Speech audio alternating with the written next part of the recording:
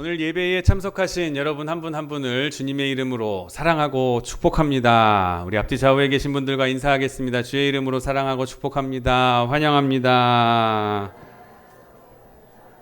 감사합니다. 참 무더운 여름이, 정말 더운 여름이 이제 언제 갈까 그렇게 헉헉거리면서 밤에 잠 못 드는 열대야 속에서 에어컨 켜고 계셨는데 요즘은 이제 문만 열고 자도 시원한 바람이 이제 선선하게 들어오는 가을 수학의 계절이 돌아왔습니다. 무더운 여름 지나시느라고 고생 많으셨습니다. 여러분의 수학의 계절에 우리의 신앙의 열매도 한번 생각해 볼 수 있는 그런 시간으로 삼으시기를 주님의 이름으로 축복합니다. 이 시대를 표현하는 오늘은 시편 81편 8절에서 16절까지의 본문을 가지고 우리 따라하겠습니다. 내 입을 크게 넓게 열라. 내 입을 넓게 열라라는 제목으로 하나님의 말씀 증거하도록 하겠습니다. 이 시대를 표현하는 말 중에 단절이라고 하는 어휘가 있습니다. 표현이 있습니다. 연결이나 유대 관계를 끊어버린다라는 그런 끊다라는 그런 뜻입니다. 끊을 단, 끊을 절이라고 하죠. 어떤 아버지가 오랜 출장을 끝내고 집으로 돌아왔습니다. 집에 돌아왔더니 자녀들이 TV 앞에 또는 핸드폰 앞에 있어요. 인사만 뚝 하고 뭔가를 막 하고 있습니다. 그래서 오랜만이라 아버지가 좀 아이들과 좀 친밀해지고 싶어서 그 옆에 나란히 앉으면서 묻습니다. TV에 나오는 저 이 얘기가 무슨 얘기야? 나한테 좀 설명해 줄 수 있어? 뭐 말하고 있는 거야? 너 하고 있는 게 지금 뭐니? 그랬더니 아들 하나가 아빠는 말해도 이해 못해요. 그러는 거예요. 아빠는 말해도 몰라요. 이 세대를 단절의 시대라고들 말합니다. 무엇에 있어서 단절일까요? 먼저 언어로서 언어 소통에 있어서의 단절이 왔습니다. 같은 한국말을 하고 있지만은 서로 말이 통하지 않습니다. 한 집에 수십 년을 같이 사는 가족이라 하더라도 저마다 자기 소리만 했지 듣는 대화가 없었습니다. 대화가 되지를 않아요.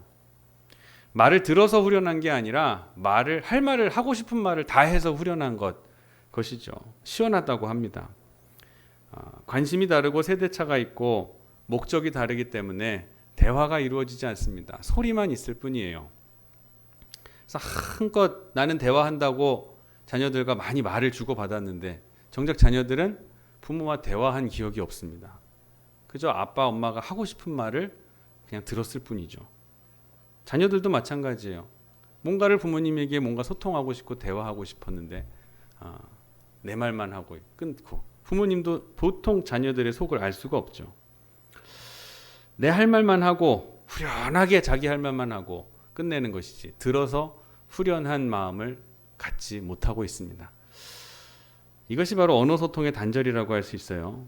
두 번째는 학문의 단절이라고 볼 수 있습니다. 모든 것이 전문화되어 있어요. 뭉뚱그려서 옛날 같았으면 척척박사, 저 사람은 모든 거 다 잘 알아, 이런 사람이 별로 없어요. 이제는 어떤 한 분야에, 좁은 분야에 전문화된 그곳에 집중화돼서 그것의 전문가를 찾고 있기 때문에 다른 부분의 지식을 가지고 있는 사람과는 이야기를 하지 않습니다. 말이 통하지 않습니다. 전문적으로 연구를 깊이 한 사람, 그렇게 많이 한 사람끼리일수록 더 대화가 되지 않습니다.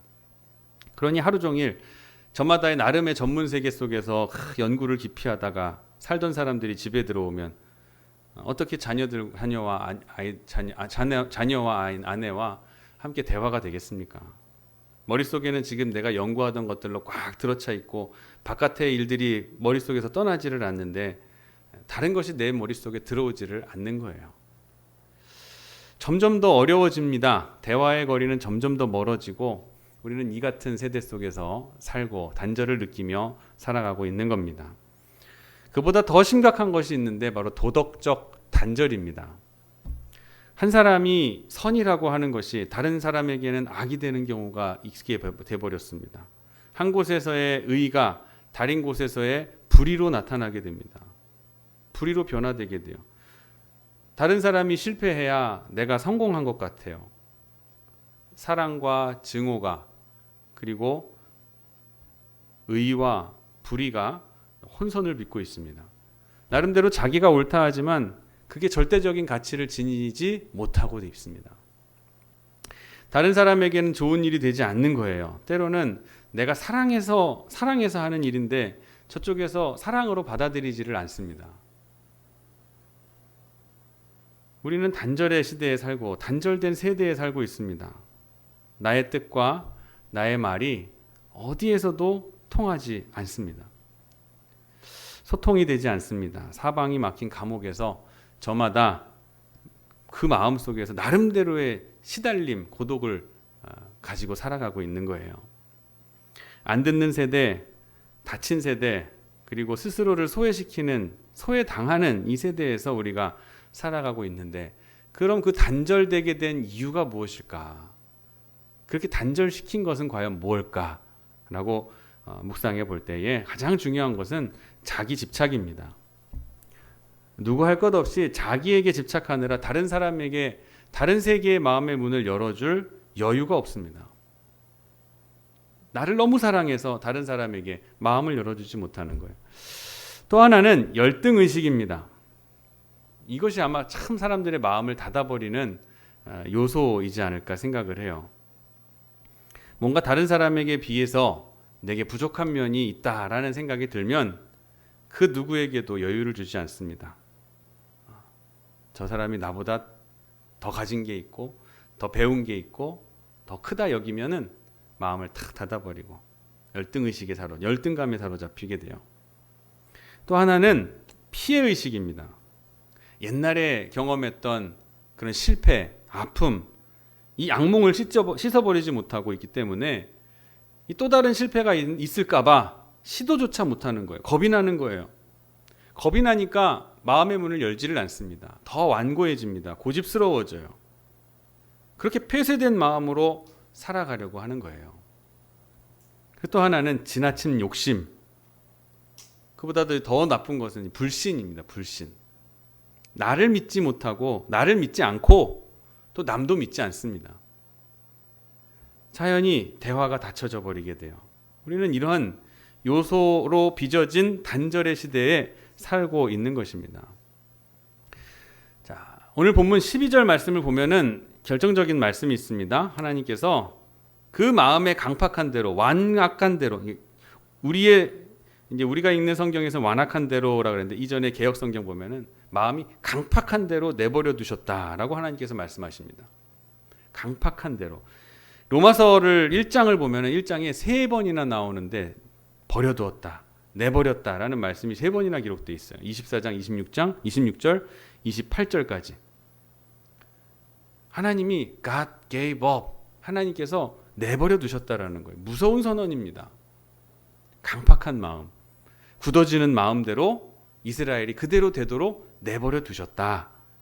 듣지 않는 마음, 굳어진 마음, 강팍한 마음은 그 자체가 하나님으로부터 받는 심판임을 우리는 알아야 됩니다. 마음이 굳어지는 것처럼 불행한 일은 없습니다. 먼저 자기 자신에게도 불행이에요. 스스로 굳어진 마음 상태로는 사랑을 기대할 수 없습니다. 희망도 없습니다.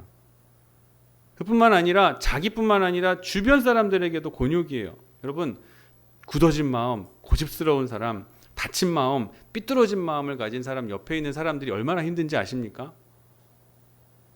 나도 힘들지만 그런 거 지적하느라 나도 에너지가 많이 쓰이지만 그 사람 옆에 있는 사람들은 그 사람으로 인한 스트레스가 엄청나는 거예요. 여러분, 비판하고 판단하는 게 쉬울까요? 공감하고 이해하는 게 쉬울까요? 흔히들 이해하고 공감하는 게 쉽다고 생각합니다. 그냥 그렇다 그러면 되지 뭐. 그렇다고 그래. 제가 이제 지난주에 우리 불고기를 했잖아요. 저에게 이제 간을 보라고 봐달라고. 저는 간 봐달라는 말이 제일 무서워요. 제 말 한마디에 온 교우들이 짜게 먹을 수도 있고 그리고 싱겁게 먹을 수도 있기 때문에 하여튼 저한테 물어보는 건 제일 무서워요. 그러니까 알아서 좀 해주세요, 제발.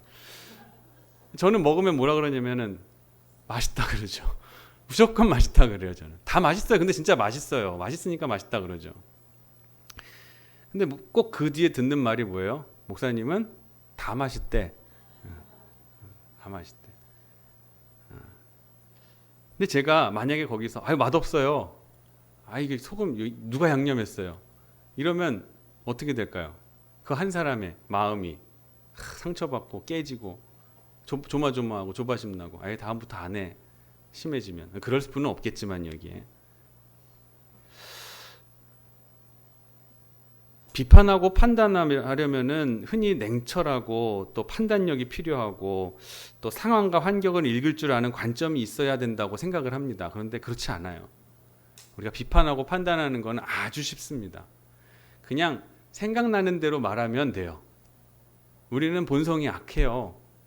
악하기 때문에 어떤 상황이나 어떤 일들이 탁 일어나게 되면 내 스스로 빠른 판단이 탁 일어나게 돼요. 그거 그대로 말씀하시면 아주 비판 잘하는 사람이 돼요. 아주 쉽습니다. 그냥 회의할 때 다른 사람이 의견을 냈어요. 별로 마음에 안 들다는 거는 1초도 안 돼서 내 마음속에 막 일어납니다. 판단이 일어나요. 그러나 이해하고 저 사람이 왜 저런 의견을 내었을까? 왜 말을 저렇게 할까? 표현이 그렇게 거칠까? 이거를 생각하면서 이해하고 공감하려면 시간이 필요해요. 공부가 필요해요. 더 연구가 필요한 거예요. 근데 비판할 때는 어때요? 생각 탁 납니다. 나는 대로 말하면 되는 거예요. 그거는 비판은 그러면 돼요. 그러니까 우리가 얼마나 악하고 우리는 본성이 약한 사람이라는 것을 알 수 있는 제 말이 아닙니다. 지난주에 제가 책을 한 권 다시 읽었어요. 데일 카네기의 인간관계론. 제가 뭐 어디 힘들어서 읽은 게 아니라 책꽂이 있길래 그냥 꺼내서 한번 읽어봤어요. 거기에 그냥 지나갔던 줄 중에 하나 그게 있는 거예요. 우리가 이해하고 공감하는 게 쉬운가? 아니면 비판하고 판단하는 게 쉬운가? 이해하고 공감하는 게 훨씬 어렵다고 얘기해요. 비판하고 판단하는 것이 훨씬 쉽다. 그 표현으로 이렇게 나와요. 제 말이 아닙니다. 우린 다른 사람의 말과 의견에 있어서 그대로 수용하는 거 잘 못합니다. 깊이 생각해보고 한번 이해해보려고 노력해야 수용할 수 있어요. 그렇기 때문에 여러분 내가 잘 판단하고 내가 잘 꼬집고 내가 문제점을 잘 지적해낸다고 해서 똑똑하다고 생각하지 마십시오. 자기를 똑똑하다고 생각하는 사람이 제일 어리석은 거예요. 다른 사람의 마음을 이해하려고 하고 공감하려고 하고 그리고 그 마음을 읽어보려고 하는 그 노력이 있는 사람이 진짜 성숙한 사람인 거예요. 내 생각대로 나오는 말이라고 함부로 하지 마십시오. 이해하고 공감하는 사람은 비판하고 지적하는 사람보다 훨씬 수준 높은 사람입니다. 왜냐하면 그 일 하나를 실패하는 것보다 사람의 마음을 잃는 것이 더 손해라는 것을 알고 있기 때문에 그래요. 내가 이 일을 지적해서 시정되게 되는 것, 그래서 일이 실패 안 되는 거 물론 중요해요. 근데 그 일로 인해서 내 아랫사람이, 내 가족이, 내 식구가, 우리 성도님들이 마음의 상처를 받고 낙심하고 깨어진다면, 관계가 깨어진다면 그게 더 큰 일인 거예요. 일 하나 실패하고 잘못되는 거, 손해보는 거, 그거는 그렇게 큰 일이 아닙니다. 언젠간 회복이 되고 언젠간 복구가 돼요. 근데 한 번 사람의 마음이 깨지기 시작하면 다시 돌이키기는 엄청나게 힘든 거예요. 그렇기 때문에 다 좋다고 해주는 거예요. 완악한 마음, 굳어진 마음, 강팍한 마음, 듣지 않으려고 하는 마음은 오늘 말씀에 하나님께서도 완악한 대로 버려두신다라 그랬어요. 임의대로 하도록 버려두신다. 여러분 마음을 온유하게 가지시기를 바랍니다. 겸손하게 여기시기를 바랍니다. 온유와 겸손, 예수님의 모습이잖아요. 예수님의 제자된 우리가 갖춰야 될 첫째 동물 바로 온유함, 겸손함입니다. 입술의 열매를 참 주의하시기를 간절히 바랍니다. 포유류는 새끼를 낳으면 젖을 먹여서 키우지만 조류들은 알을 낳고 키웁니다. 부화시킨 다음에 그 모이를 물어다가 새끼들을 먹여 키웁니다. 그러느라고 이 새가 얼마나 고생을 하는지 몰라요. 새끼가 스스로 날아다니면서 먹을 것을 먹을 수 있는 그런 그 능력이 될 때까지, 그때까지 그냥 부지런히 엄마가 가면 아빠가 와서 기다리고, 아빠가 지키면 엄마가 왔다 갔다 교대하면서 그렇게 부지런히 날라다 먹여요. 원주에 있을 때 저희 집 처마에 제비가 이렇게 집을 지었어요. 또 우체통이 안에다가 또 새들이 와서 집을 짓더라고요. 집 앞에 우체통이. 근데 그 조금 지나면은 새끼들이 부화를 합니다. 알이 부화가 돼요. 그래서 이 새끼들이 나와가지고 평소에는 가만히 있다가 어미새가 탁 뭘 오면은 그때부터는 입을 벌리기 시작하는데 얼마나 귀여운지 모릅니다. 입이 몸보다 더 큰, 머리보다 더, 이 사진 보세요. 입이 머리보다 더 크게 벌려요. 착착착착 벌리면서. 근데 새끼들은 눈을 떴습니까? 눈도 못 떠요. 누가 누군지는 몰라. 하여튼 엄마가 오는지만 아는 거예요. 물고 와서 먹이기도 하고, 엄마가 먹고 그거를 소화를 어느 정도 시킨 다음 그걸 개워내서 소화력이 부족한 새끼들에게 먹이기도 합니다. 이렇게 입을 벌렸을 때 보면은 몸뚱이도 보이지 않죠. 근데 그 몸뚱이도 보이지 않는 새끼들을 하나하나 차례대로 먹입니다. 어미새는 제일 크게 벌린 놈부터 입에다가 먹이를 넣어줘요. 이미 받아먹은 놈은 먹었는데도 다른 놈들이 입을 벌리니까 지도 다시 입을 벌립니다. 근데 그 미묘한 차이가 있대요. 그게 한 번 먹은 애는 입을 조금 덜 적게 벌린대요. 그래서 입에 크게 벌린 이 모습과 또 이런 것을 보면서 엄마가 골고루 순서대로 그렇게 먹인다는 거예요. 그걸 엄마가 다 아는 거예요. 너는 아까 먹었잖아. 좀만 기다려 하면서 하는 것 같이. 근데 병들었거나 시원찮은 그런 새끼들은 어떻게 돼요? 입을 못 벌립니다. 입을 벌리지 못하면 그 새끼는 굶어 죽습니다. 어찌할 도리가 없어요. 이게 자연의 법칙이에요. 모이를 물어다가 여기까지 오는 건 어미새가 할 수 있는 일이지만 닫힌 입을 억지로 열어가지고 모이를 넣어줄 수는 없다는 거예요. 입을 열어야만 모이를 주고, 모이를 주어야 저가 먹고 살게 되는 거예요. 아름답고 신비로운 자연의 법칙입니다. 하나님께서 말씀하십니다. 오늘 말씀 10절에 내 입을 넓게 열라 내가 채우리라. 입만 열으라는 거예요. 입만 열어라. 걱정하는 것도 많고 문제거리도 많지만 그거 잊어버리고 입만 넓게 열어라. 그러면 내가 채우리라 말씀하시는 거예요. 요한계시록 3장 20절 말씀 보면은 볼지어다 내가 문 밖에 서서 두드리노니 누구든지 내 음성을 듣고 문을 열면 내가 그에게로 들어가 그로 더불어 먹고 그는 나로 더불어 먹으리라.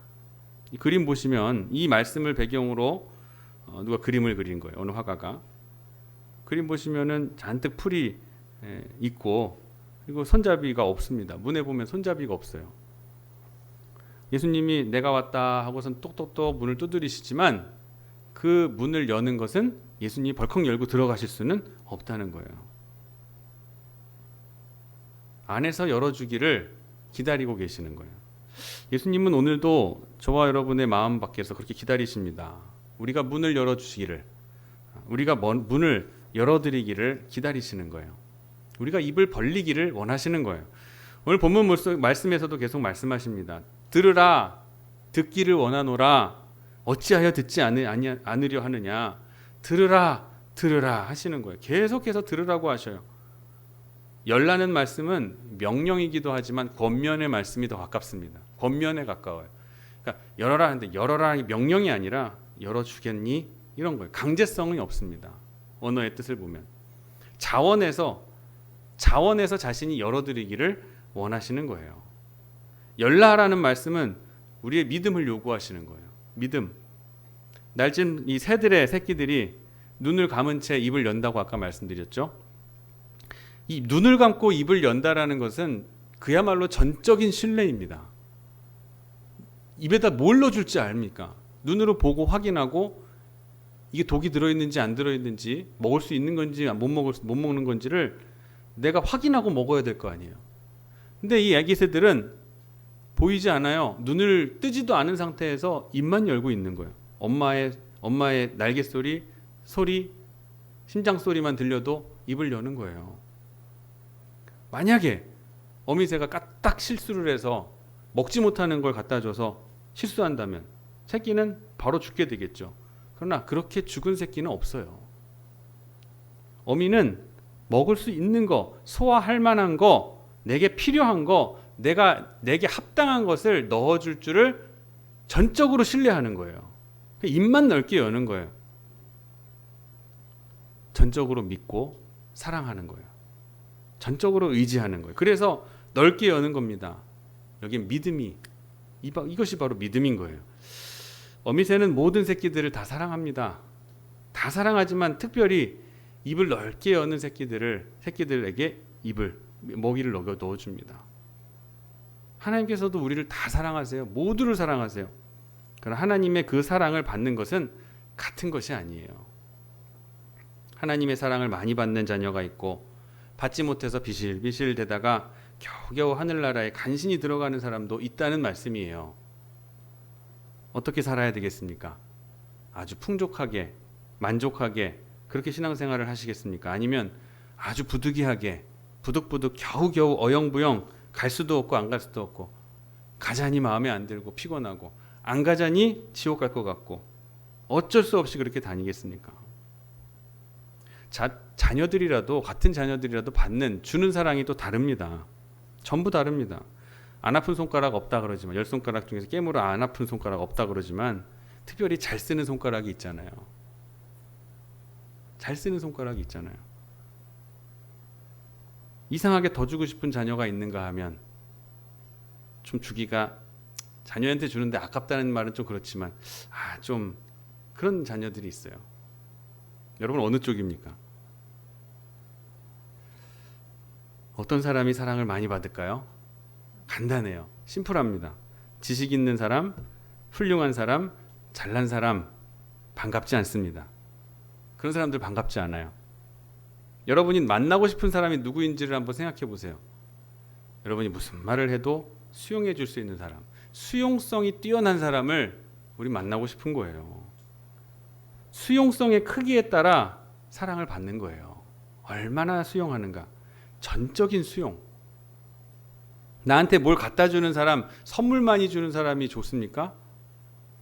그거보다 더 좋은 건 뭐냐면 내가 주는 것을 그 이상으로 기쁘게 받아주는 사람이 더 마음이 가는 거예요. 내게 선물 공세하는 사람보다도 내가 주는 것을 아주 기뻐하고 받아주는 사람이 더 마음이 가요. 잊지 마세요. 예수님께서 베다니에 가셨을 때 두 자매가 마리아와 마르다가 예수님을 너무 사랑해서 극진히 영접을 합니다. 마르다는 음식을 부엌에 들어가서 예수님 드실 그 손님 접대할 음식을 대접하고 준비하고 수선을 떨며 열심히 준비하고, 동생인 마리아는 예수님 곁에 앉아가지고 예수님께서 하시는 말씀 하나도 놓치지 않고 다 들으려고 그 앞에서 귀담아 듣고 있었어요. 마르다가 시샘이 났습니다. 주님, 저 마리아에게도 저를 도와서 좀 음식 준비하는데 가서 좀 도울 수 있도록 그렇게 말 좀 해주세요. 예수님께서 뭐라 그러셔요? 마르다야, 마르다야, 많은 것으로 준비할 것 없다. 한 가지만이라도 좋은 것이다. 근데 내 동생 마리아는 좋은 편을 택하였으니 빼앗기지 아니하리라 라고 하셔요. 좋은 편을 택하였으니, 전적인 신뢰, 수용성, 받아들이는 것. 내가 대접하고 예수님께 뭘 선물할까, 무슨 음식을 해드릴까, 물론 이거 중요해요. 그렇지만 예수님의 말씀을 하나라도 떨어지지 않고 그거 다 받아 먹으려고, 수용하려고, 받아들이려고 그 앞에 앉아있는 마리아가 좋은 선택을 했다고 칭찬받았습니다. 받아들이시라는 말씀이에요. 우리가 사랑을 받는 것은 사람에게서나 하나님에게서나 마찬가지입니다. 받아들이는 마음이 중요합니다. 받아들이려고 하는 마음, 전적으로 받아들이는 사람, 입을 넓게 여는 사람, 그 마음, 그 인격이 사랑받는 거예요. 여러분 이제라도 나가서 이제 누구를 만나면은 그 사람, 그의 말을 듣고 싶고 또 듣고 싶은 사람이 누구예요? 만나고 싶고 또 만나고 싶고, 만나도 헤어져도 또 만나고 싶은 사람이 누구예요? 여러분의 말에 경청해주고, 여러분의 말에 공감해주고, 여러분의 마음을 이해해주는 사람, 그런 사람은 헤어져도 또 만나고 싶은 거예요. 할 말이 끝나고 집에 가서도 전화해서라도 또 만나고 싶은 거예요. 입을 넓게 열고 전적으로 여러분을 수용해주는 사람, 그럼 반대로 여러분 우리가 그런 사람이 되어야 된다는 거예요. 즐거운 마음과 소망과 기대와 그리고 충만한 마음으로 입을 열고 있는 그런 상태, 그런 심령은 어디에서나 사랑을 받는 거예요. 우리 지난주까지 우리 집회를 했잖아요. 부흥회 성회를 했습니다. 근데 꼭 불평하는 사람들을 있어요. 한 번 온 사람은 불평을 하더라고요. 한 번 집회에 딱 한 번 참석한 사람, 주목사님의 말씀을 딱 한 번 들은 사람들은 불평이 많아요. 엄청 많아요. 아유, 뭐 목사님 자기 자랑하는구나. 무슨 얘기 하시는 거야. 근데 집회를 처음부터 끝까지 다 참석해 본 사람은 불평하지 않아요. 끝나고 뭐라 그러면 목사님 은혜 많이 받았습니다. 이번에 큰 깨달음을 얻게 됐습니다. 저도 처음에는 선입견을 가졌어요. 근데 만나고 첫 시간까지도 긴가민가 했어요. 그런데 두 번째 새벽 예배, 저녁, 또 새벽 예배, 저녁, 주일까지 오면서 완전히 마음이 달라졌어요. 말씀을 수용하게 되는 마음으로 가게 되더라고요.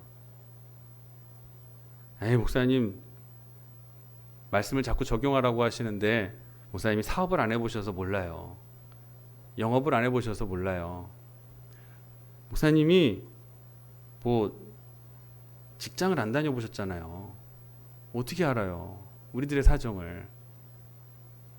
이런 마음 가지고 굳은 마음, 완고한 마음으로 선포되는 말씀을 그거는 옛날 얘기, 저거는 나랑 상관이 없는 얘기로 치부해버리게 되고 말씀을 수용하지 않으면 그 말씀 그대로 그냥 남는 거예요. 여전히 완고한 상태로 남아버리는 거예요. 그러나 말씀을 듣고 이건 나에게 적용하는 말씀이고 나에게 주시는 말씀이구나 라는 것으로 억세 받아들이는 사람들은, 충만한 마음으로 입을 여는 사람들은 달라지는 거예요. 로버트 슐러라는 분이, 목사님이 기도의 4단계를 얘기했습니다. 먼저 간구하는 기도가 있습니다. 해주세요. 두 번째는 중보의 기도가 있어요. 다른 일을 위해서 기도하는 거예요. 세 번째는 감사의 기도가 있어요. 기도의 수준이 이렇게 높아지는 거예요. 간구하고 중보하고 감사하는 기도. 네 번째 마지막 상담의 기도가 있다는 거예요. 상담의 기도. 내가 가진 제목들을 내려놓고, 욕심들을 내려놓고 하나님 이대로 해주세요 관철시키는 게 아니라 하나님 뜻대로 하십시오. 하나님 섭리대로 해주세요. 받아야 되겠습니까? 받지 말아야 되겠습니까? 가야겠습니까? 가지 말아야겠습니까? 취해야 되겠습니까? 내놓아야 되겠습니까? 하나님의 경륜과 뜻 안에서 내가 따라가겠습니다 라고 하는 기도, 이게 바로 상담하는 기도라는 거예요. 여러분, 사무엘상 23장에 보면은 다윗이 그일라 사람들을 도와줍니다. 그일라 지역 사람들이 블레셋의 침략을 받았는데 다윗에게 도움을 요청하는 거예요. 근데 거기에서 다윗이 하나님께 기도합니다. 당연히 가야 될까요? 말아야 될까요? 이거부터 기도하는 거예요. 도와줄까요? 말까요? 이거부터 기도하는 거예요. 함께 한 600인들이 얘기합니다. 가시면 안 됩니다. 거기에서 블레셋을 만약에 싸우면 우리 손실도 있을 것이고, 또 당신이 전쟁에 나가면 사울한테 들킬 거 아닙니까? 정체가 있는 위치가 들통나니까 사울이 당장 블레셋을 물리치러 오는 게 아니고 당신을 죽이러 올 겁니다. 일리가 있잖아요. 아주 논리적이고 합리적입니다. 똑똑해요. 다윗이 거기서 또 한 번 기도해요. 하나님, 싸워야 됩니까? 말아야 됩니까? 가라, 내 손에 붙였다. 가야 되겠습니다. 하나님께서 가라가 하십니다. 위험을 무릅쓰고 가서 도와줍니다. 자, 그렇게 도와줬는데 그일라 사람들이 배반을 해요. 사울이 다윗을 쫓아서 온다는 소문을 듣고 다윗을 내주려고 그러는 거예요. 그 자리에서 다윗이 또 기도하죠. 하나님, 그일라 사람들이 나를 배반할까요? 안 할까요? 사울에게 나를 넘겨줄까요? 안 넘겨줄까요? 이거 뭘 물어봅니까? 하나님께 물어볼 것도 아니죠, 사실. 이렇게 사소한 거를. 근데 다윗은 그것마저도 하나님께 묻는 거예요. 넘겨줄 것이다. 얼마나 배신감에 떨었겠어요. 나는 너희들을 목숨 살려주려고 내 목숨을 바쳐서 블레셋을 물리쳐 줬는데 어떻게 나를, 사울의 칼이 무섭다고 나를 다윗에게 넘겨줄까? 막 원수를 갚고 막 떠들게 분노하고 치를 떨면서 그렇게 성을 나갈 것 같은데 다윗은 그러지 않고 조용히 600명을 데리고서 나갑니다. 성에서 아주 사소한 일까지 하나님의 계획을 묻고 답하는 거예요. 상담하는 거예요. 하나님, 이거 될까요? 안 될까요? 가져도 될까요? 안 될까요? 해도 될까요? 말까요? 가야 될까요? 말까요? 모든 우리의 진로와 앞길을 하나님과 상의하는 거예요. 묻고 답하는 거예요. 그리고 응답이 없으면 멈추는 거예요. 잠깐 내가 하고 싶은 일이 너무 있고 마감 기한이 당장 내일 모레인데 지금쯤이라면 뭐라도 응답이 와서 빨리 액션을 취해야 될 시점인데 하나님의 응답이 없다. 말씀하시는 내용이 없는 것 같고 마음에 확신이 없어요. 그러면 멈추라는 뜻이에요. 잠깐 기다리라는 뜻이에요. 근데도 마감 시한이 내일이니까 어떻게든 빨리 일단 넣고 보자 하고 나서 일을 그르치잖아요. 안 되면 하나님 탓하고. 그런 사람들의 특징이에요. 자기 욕심대로 일은 다 추진해 놓고 다 열어놓고 버려놓고 그러난 다음에 목사님 한번 와서 기도 좀 해주세요. 제가 해드릴 기도가 없어요. 그런 분들에겐 죄송하지만 이미 자기가 다 추진해 놓고 다 버려놓고 욕심대로 다 해놓고서 제가 해드릴 건 하나님 뜻대로 하여 주옵소서 이거밖에 해줄 수가 없어요. 하기 전에 하나님께 상담을 하세요. 하나님께 묻고 답하는 바로 이런 기도가 응답받는 기도예요. 주님의 경륜과 주님의 뜻 안에서 내가 따라가겠습니다. 기도를 해놓고선 기도 제목 하나 놓고 이루어 주실 줄 믿습니다. 안 이루어 주시면 안 믿겠습니다. 이거는 기도가 아니라 하나님을 공갈 협박하는 사람이에요. 이런 사람은 응답받지 못합니다. 사랑받지 못해요. 받아서 좋은 일이라면 받을 것이고 없어서 좋을 일이라면 안 주실 것이고 하나님 뜻대로 하옵소서 그저 하나님 원하시는 대로 따라가겠습니다. 바로 이런 마음이 넓게 열린 마음, 넓게 여는 입이라는 거예요. 또 이거는 전적인 순종이 있어야 됩니다. 순종함이 있어야 돼요.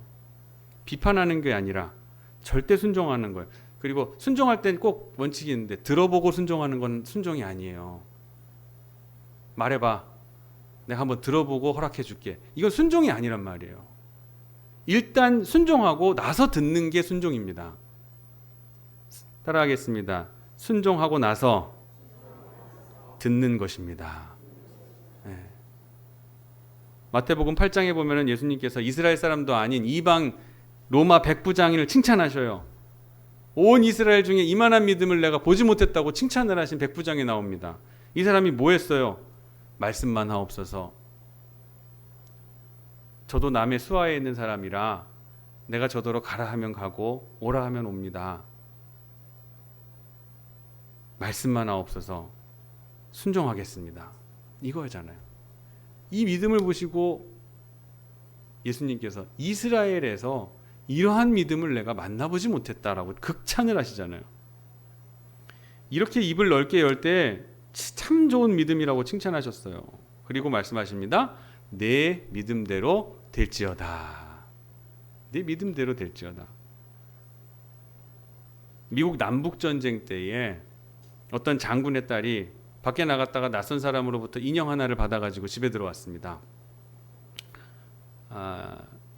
아버지에게 물어요. 아버지에게 막 자랑을 하는 거예요. 누가 보석상자 든 인형을 줬다고. 아빠가 물어요. 누가 주더니 모르겠어요. 그 사람 어떤 사람이니 모르겠는데요. 키가 크던데요. 가만히 생각해 보니까 보고 나서 이렇게 얘기해요. 얘야, 내가 너 사랑하는 줄 알지? 알죠. 그러면 그거 내다 버려라. 밖에 내다 버려라. 지금 빨리 갖다 내다 버려. 안 돼요. 이 귀한 걸 왜 내다 버려? 내 선물인데 내가 받은 건데 내다 버리라니까. 내가 너를 사랑하는 줄을 알면 갖다 버려라. 얘가 징징 울면서 그걸 바깥에다가 버리고 들어오는데 뒤에서 펑 하고 터지는 거예요. 누가 이 장군을 죽이려고 그 아이에게 폭탄이 든 인형을 가지고 집안으로 가꾸들어가게 만들었던 거죠. 참 아까운 것이라도 버리라고 하시면 버리기를 바랍니다. 너무 갖고 싶은 거라도 버리라고 하시면 버리시기를 바랍니다. 그리고 잡기 싫은 거라도 주님이 잡으라고 하시면 좀 잡으세요. 기꺼이 잡으십시오.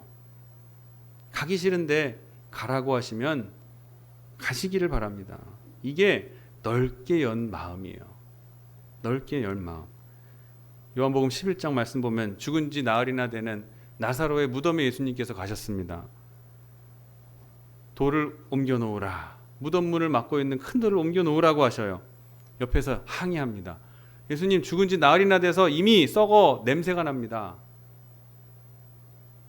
안다. 그러나 옮겨 놓아라.